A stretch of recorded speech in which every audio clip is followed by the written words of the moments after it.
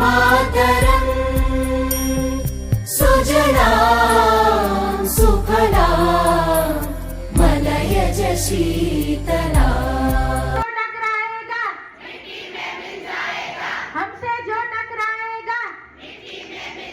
આજના મહેમાન એવા અલારખાભાઈ અને એમના ધર્મપત્ની